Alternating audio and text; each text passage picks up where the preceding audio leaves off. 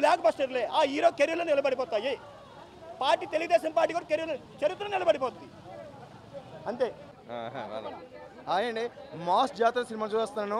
ఈ 2025 స్టార్ట్ అయిన కాంచి సంక్రాంతి పండుగ కాంచి ఇప్పుడు వెళ్ళిన దీపావళి వరకు ఎన్ని పండుగలు జరుపుకున్నాం అన్ని పండుగలు కూడా మన మాస్ జాతరలో చూసినట్టు ఉందండి.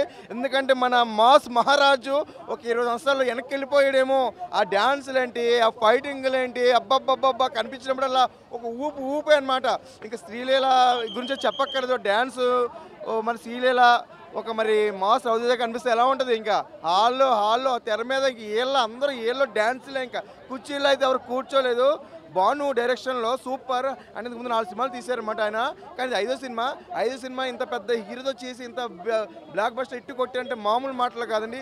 ఈ శుక్రవారం రిలీజ్ అయిన సినిమాలో సూపర్ డూపర్ హిట్ ఏ సినిమా అంటే మన మాస్ జాతర అని చెప్పుకోవాలి. చాలా బాగుందండి సినిమా అయితే.